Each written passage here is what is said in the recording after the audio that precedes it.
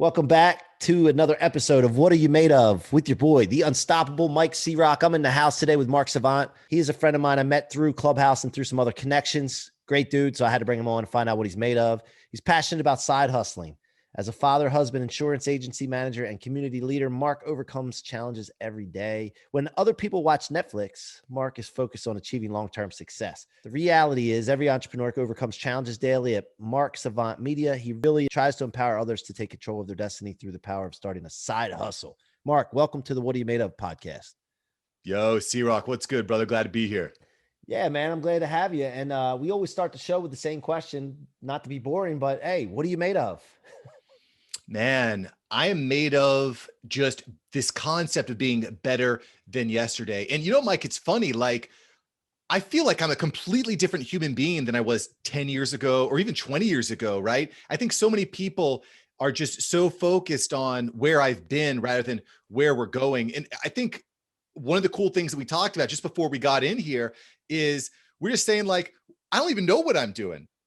I just kind of just stumble forward. And what happens when you have that mentality is you just keep learning and getting better every day. I can't tell you how many mistakes I've made over the last several years, but it's just so cool when you focus on that. What am I made of? How am I going to overcome these challenges? How am I going to overcome the down days? Because let's face it, when you're an after hours entrepreneur, when you're a side hustler, there's going to be ups, there's going to be downs.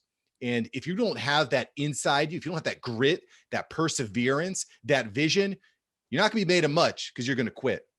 So what are you made of? Whew. I would say that. Hey, Mark, answer the damn question. What are you made of? This is a tough damn question, dude. You laying it on me. What am I made of, man? I'm made of. Take us back, dude. What ingredients went into making you? Yeah, well, I mean, honestly, I feel pretty blessed. Growing up, I had I got good grades in school. I wasn't like the most popular kid, but I had a ton of friends. We had a nice posse, clan, whatever you want to call it. And what happens, Mike, is I grew up with this idea that I'm going to graduate, going to go to college, going to get that perfect job, that 9 to 5. I'm going to work it for the next 30 to 40 years. And then I'm going to get married. I'm going to get the white picket fence. But it's kind of funny that life doesn't really manifest itself that way. When I went to college, I was a train wreck, dude, because I just wasn't prepared to be out on my own, to have that responsibility, right? And quite frankly, I flunked out of college. And it was kind of weird for me too, because I'd always been acing all my classes. Then went to college, I flunked out, and I kind of floundered. I floundered for a while, and I got to give my wife a ton of credit, because meeting my wife just completely turned my life around. And I stopped messing around with all the BS, and I started focusing on how can I provide for her? How can I provide for myself? How can I be better than yesterday? And now, and let me tell you something, that is really freaking tough to do, to let yourself go, to let down the guard for your significant other and to let them influence you. Because we don't agree on everything. Please believe it. But the fact that she was able to kind of uplift me and because I have a lot of weaknesses, she's able to help me kind of offset those.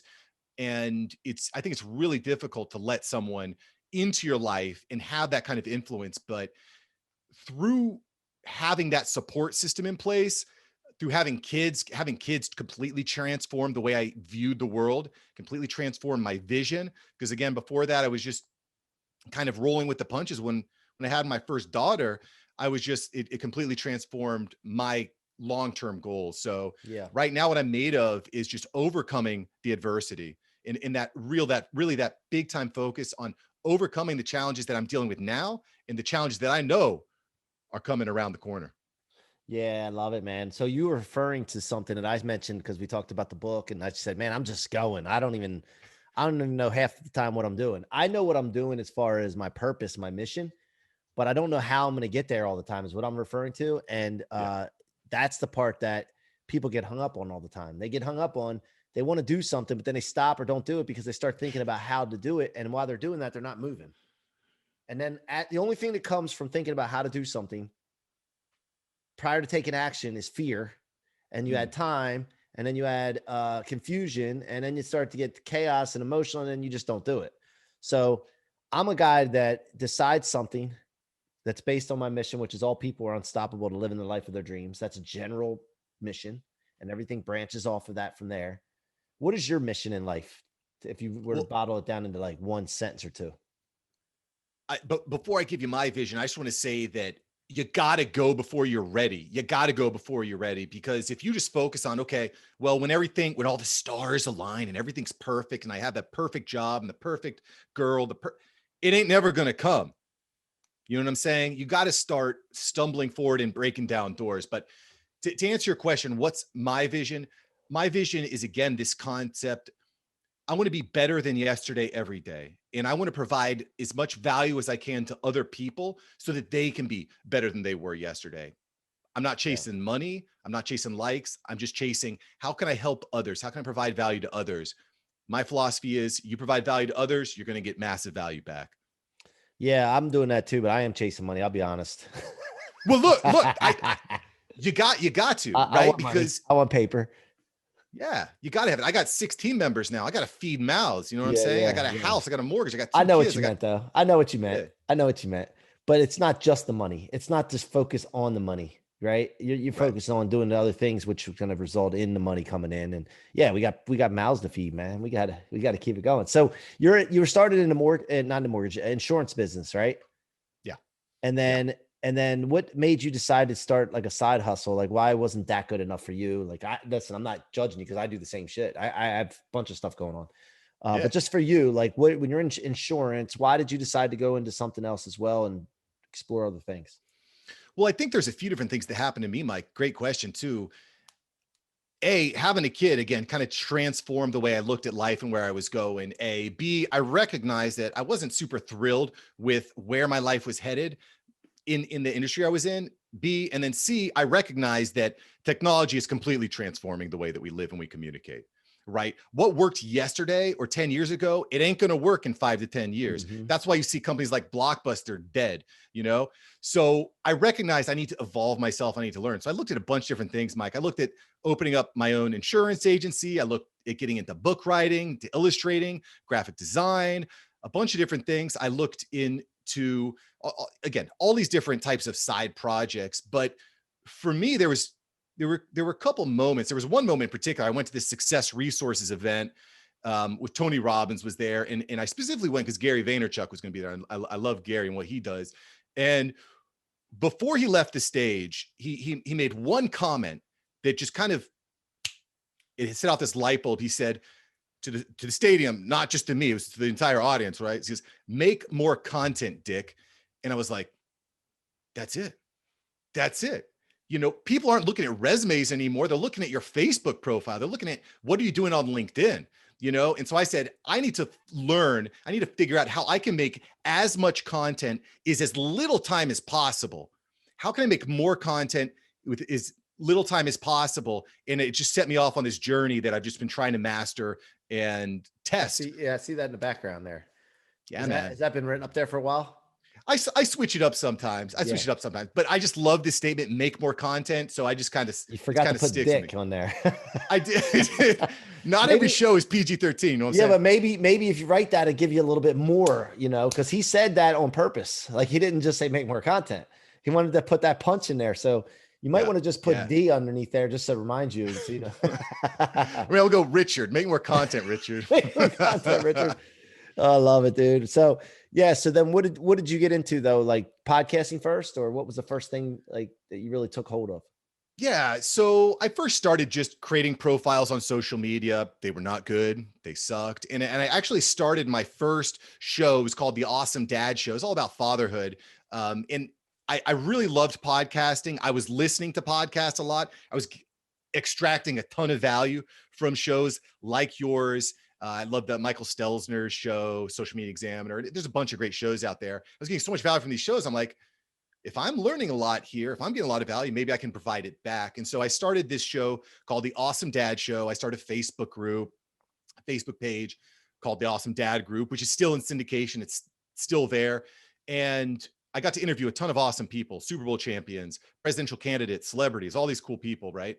And we were talking about fatherhood. But what I found, Mike, is that at the end of 52 months, because when I start, or 52 weeks, when I started out, I said, I'm going to go for 52 weeks. I'm going to see where I'm at, right? I don't care if I get 0 listeners. I'm going to go for a year. And at the end of a year, I recognized that people were not paying me for fatherhood advice or parenting advice. They were paying me on how to teach them how to do it, how to teach them how to create a show, how to create a digital brand, how to start and grow a Facebook group and all this. People are paying me how to teach. People are paying me to teach them how to grow their social media presence, their digital brand. Yeah. I said, well, if people are paying me for this, I got mouths to feed. Time is money. Let's pivot. Let's pivot. And that's how the After Hours Entrepreneur was born. That's how Mark Savant Media, my digital media agency, was born. And it's full steam ahead ever since, bro. And tell us about the digital media agency. What services do you provide in that? In the Mark Savant Media? Yeah, so I do different things, but really, I think the meat and potatoes, if you would, is teaching people how to record themselves well, or at least adequately first. So you know how to look good on video, you know how to set up a Zoom call like this, you know how to kind of structure a decent show. And so we kind of teach them that. We overhaul the brand online with, colors, hex codes, clarifying messages, making sure that we're making it all kind of cohesive, putting in the whole infrastructure. And then essentially the client just sends us their podcast interviews and we chop them up. We distribute them. It could be just a podcast. We can put them on YouTube. I had a lot of success on YouTube. I'm over 600,000 views on YouTube right now. And we pump out their content everywhere. LinkedIn, Instagram, Facebook, TikTok, Twitter. We just pump out that content. So what's great for the client is they're building their brand. All they have to do is show up once a week for a great conversation with the collaboration, like with Mike's freaking C-Roc, author of Rocket Fuel. You know what I'm saying? Yeah. So they show up for the interview. We do everything else so that you can have an explosive personal brand while still focusing on the things that you really love and enjoy. Right. Gotcha. Yeah. So I remember when I first started, and Gary, I was watching Gary and he's talking about repurposing, and for some reason I didn't understand like how they got all this content. And I'm like, oh shit, you just got to repurpose. You got to break something down 15 different ways. Yeah. I think I could do that, but I still had that first feeling to me. And for those of you listening, that thinking about getting into doing something like this, and you think to yourself, oh man, that's like overwhelming. I don't even know how to do it. You just got to start. Like you said, you just start filming videos, start a Zoom, and just start talking to yourself in Zoom on a monologue style podcast, and just have 3 bullet points. And even if it's 10 or 15 minutes long, just do it. And then just keep doing it and keep doing it. Because if you look back at my stuff, I'm glad nobody was really watching when I first started, because it might've been, I don't know. I just know I'm better now. And, sure. You know what I mean? But, people get upset when they don't have the views at first. And there's a reason for that. One, you're not as good as you think you are. And you just got to keep taking action and getting better. Just starting to matter. But it's good that they don't, because you don't want people seeing when you're not doing that that well right away. Right. Yeah. Well, and it's good that you have that. I think it's inherently, we all have this taste. We have a taste, like we know what's good. We just we're not quite there in the executing. And there's 2 ways you can get there, right? You can just go forward and do it the hard way and learn it yourself, like I did, right? And just grind and persevere. Or you can hire someone or a firm to either coach you through it or just to manage the entire process itself. So you're either trading time or money. You just got to figure out what's more valuable to you at this time. Yep. And what challenges are you facing right now? Like you says here, what I read earlier, that, entrepreneurs face challenges every day, right? Daily. Yeah. Like what are the things that you're dealing with currently right now that you're just like, man, I might have faced it before. I might not have, it might be new. Like what kind of things that you're dealing with? Because look, by the way, this shows what are you made of. It's all about being transparent and vulnerable and sharing. By the way, I have the answer to everything. So dig it. Yeah. I mean, I think and like I said, we're facing challenges all the time. You never know what the challenge of the day is going to be, right? It's like you wake up and there's dynamite in your email inbox, right? But right now, I'd say the biggest challenge for me is scaling up my team, training my team. I've got 6 team members now. I'm looking to probably bring on a couple more as we kind of grow out, because I want to, give the best quality product to people, the best service to people. But I would say that's the biggest challenge, because I know I have that taste, but now I got to train. I'm bringing in new people. We're training them. We're trial and error. So I would say that's my biggest challenge now is training and learning to be a better leader. Yeah. Leadership is probably the most important function of a CEO, entrepreneur, business owner. And so that's kind of my focus. How can I be a better leader, and how can I get people trained up faster and to give people a better experience? So what is your definition of a leader? I think a leader is somebody that inspires other people. And I think a great leader not only talks the talk, but they walk the walk. And it just, I don't want to go rated R on this, but it No, really you makes can. me, Fine. Fine. Go it ahead. really pisses me off, right? It really pisses me off when these people are out there. They're saying all these things that they're doing. They've got, whatever they've got 20,000 followers on Instagram, but it's all fake. Like it's paper thin. It's going to fall in on itself. You know what I'm saying? So I think a great leader inspires people and leads by example. Yeah. Yeah. I love it. I love it. So if you're looking to scale, a couple things that I would look at myself, and we're doing this in the, in the mortgage industry, we scaled to 40 employees and we're growing even beyond that. And we're going hard, but I'm learning too, like every single day. I made it to a certain level and I'm not like satisfied. I'm happy, but I'm not satisfied and I want to continue to learn. So then I start going to people like, Brandon Dawson, who's worked, partnered with Grant Cardone and Cardone Ventures. And I start, if you're in business, by the way, and you're looking to really scale to the next level, get up with me because I'll introduce you to Brandon and he's helped us so much. I knew a lot of the things that he teaches and instinctively, or maybe I witnessed seeing it from other people and saw that it works, some other business leaders and what have you. And I implemented it and didn't know why exactly I was having the success. So subconsciously watching other people and then implementing. So then Brandon was great at breaking it down for me. And he uses a lot of letters and things like that. So I want to go over something real quick with you right now, just on scaling. Brandon always talks about starting with 3 P's. So you first start off with promoting your business when you're an individual hustler. I want to get your take on this because I want to see, because you did this, right? The side hustle thing. Start off with your promotion. Promote what you're going to do, profit, and then process. So you first got to promote something, because if there's no sense in doing something in any of the other things if nobody wants your business. So you got to promote to see if test the market, right? And then from there you profit, and then you figure out the process you just did to profit. And then you add people. Most people add people before they have the process or before they do the other things. And then the people come in and they can't scale because they don't have a process to teach people or train people.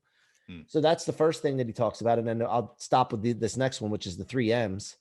Well, the first one he calls 3 P's, but he adds 4th, people. So it's promote, profit, process, people.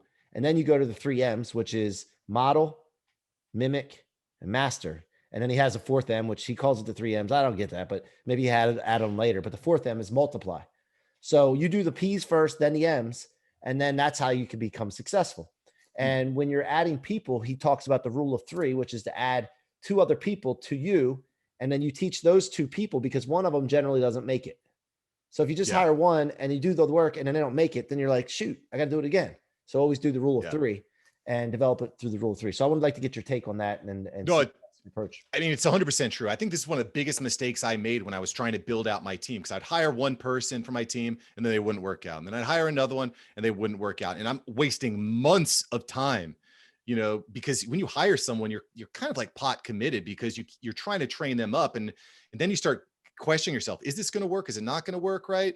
Generally trusting your gut's a good thing. But so what I do now when I'm bringing on new people is, like to your point, I just hired 3 social media reps, and frankly, they're all pretty good. So I've got lucked out there. But what I've been doing is building out standard operating procedures. So when I bring on new team members, I don't have to go through all the training manually. I've got a bunch of, word, how to go, all the different processes, all the different steps. I'm even recording videos on how to do it.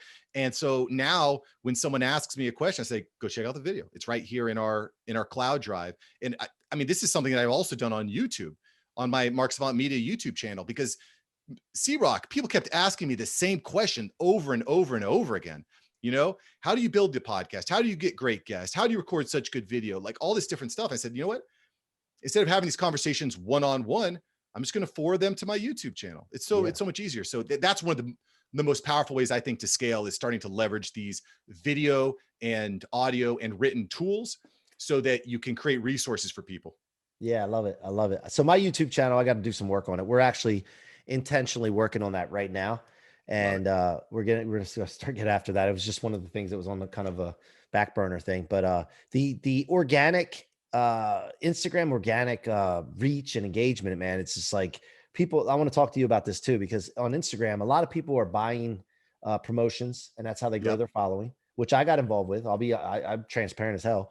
I got to like 10,000 some followers, and I started doing some promotions, which is important because it gives you credibility enough to get to DM people. And when they DM, they look at that right away. They look at your followers and Yeah. it's like, oh, this guy's legit. And then you have a chance to spit your game and find out, like, shine at that point. If you can't get to the point where you can get in front of somebody to shine, then so to me, Yeah. promotions and growing Instagram accounts is an important thing. I think it's smart if you know how to use it. Most people don't know how to use it, but it comes with, on the other hand, the lack of engagement organically.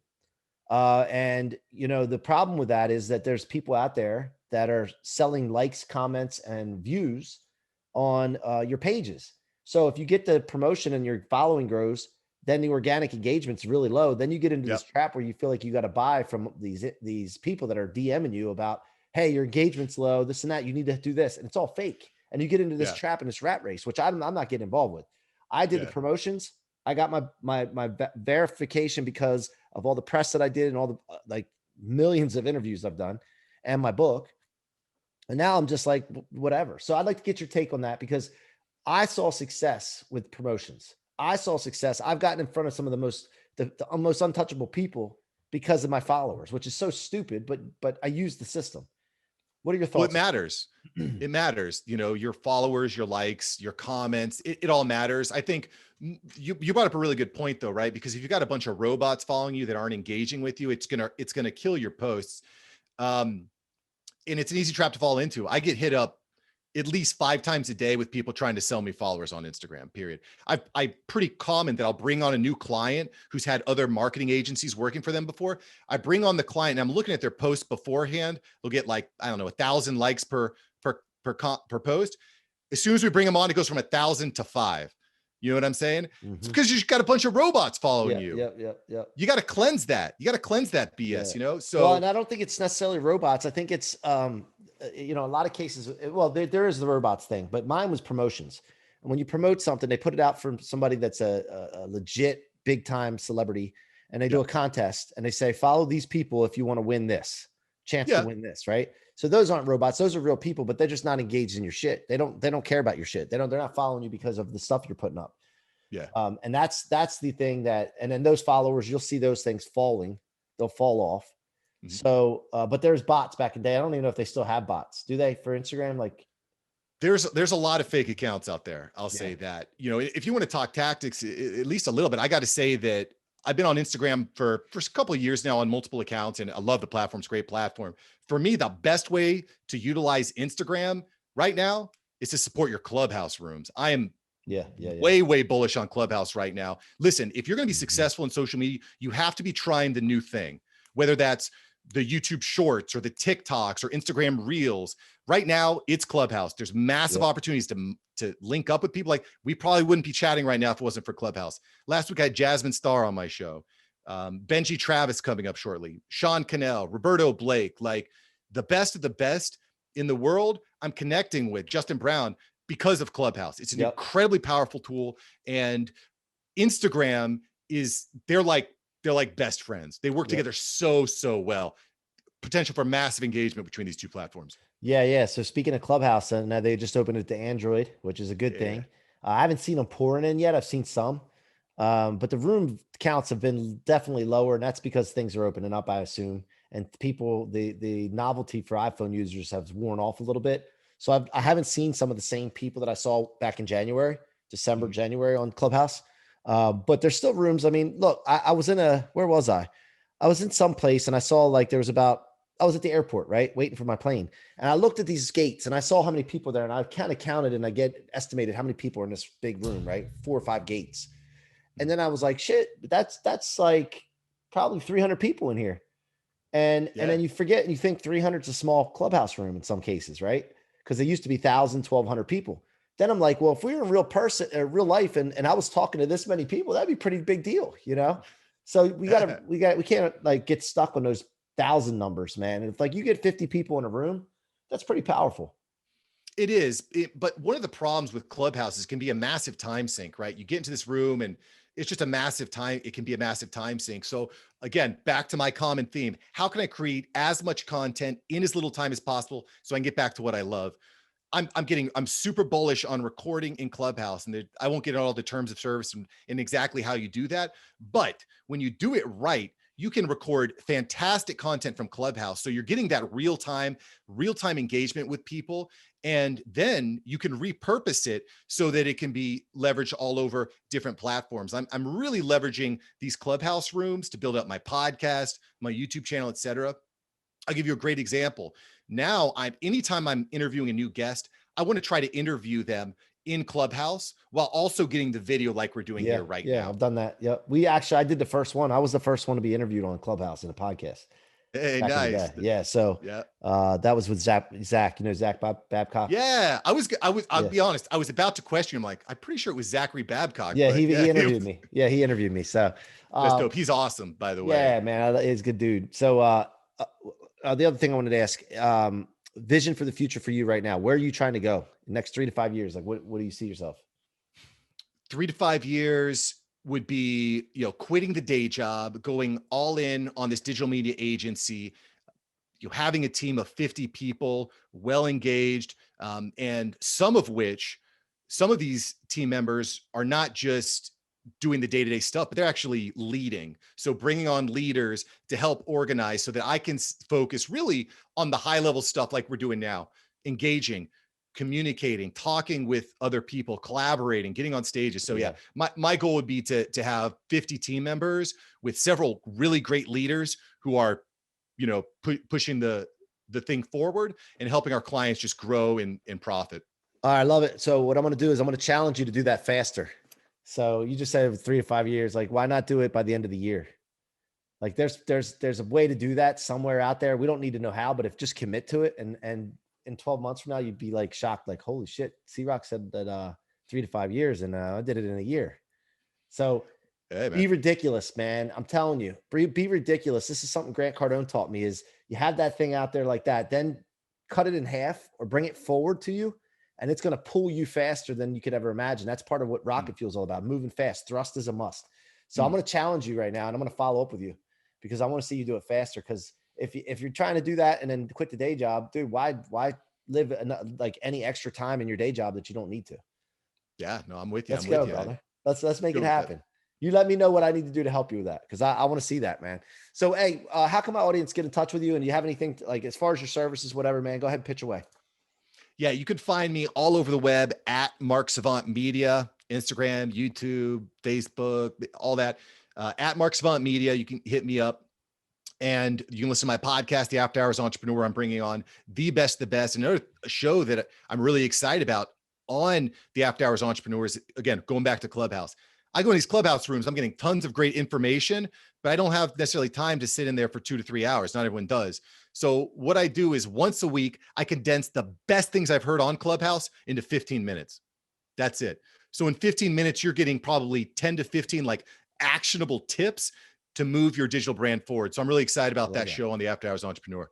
Yeah, I love that, dude. Love that stuff. And by the way, guys, when you're watching this, and I do this to some of our guests and I pull them forward, and I love seeing their face sometimes and what they're thinking in their head. Like, this son of a bitch, like, really? He's going to say move faster? Like, how the hell am I? All this stuff starts working in their head.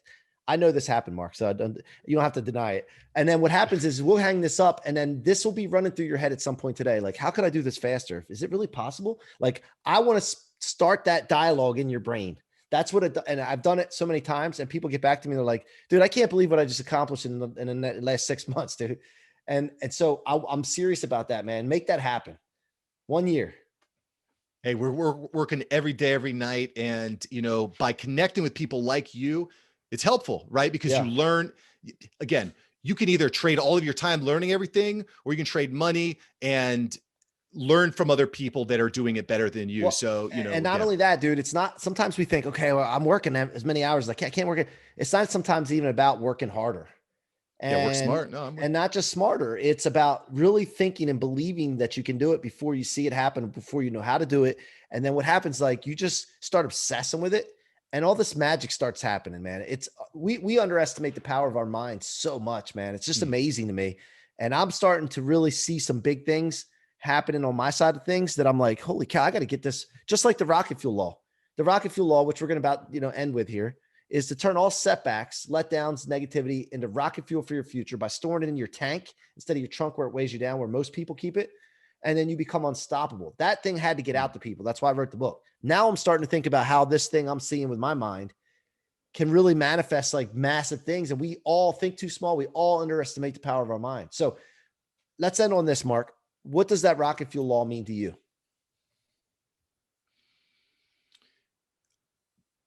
To me, rocket fuel is, like you said, it's turning the negative into positive, because every day is something. Life is suffering. Life is hard. And even if things are going great for you now, it's not always going to be that way. That's just the way that life is. So I think the more positive you can create from negative, the faster you're going to go, the better you're going to be. And quite frankly, the more happy you're going to be. So that's really what I try to focus on, is taking the negative, not get too down, not get too high, but just stay steady and persevere. So that's my rocket fuel. Love it, man. We have a saying here: thrust is a must, baby. Thrust is a must. Mark, thank you so much for joining us today, man. I appreciate you, brother. And you guys have been listening to the What Are You Made Of podcast with your boy, the unstoppable Mike C-Roc. Keep coming back. Keep subscribing. To tell your friends, family. If you like to watch these, go to my YouTube channel, Mike C-Roc Ciorrocco, and get that rocket fuel book so that you can become unstoppable too at MikeCroc.com/book. Until next time, be unstoppable.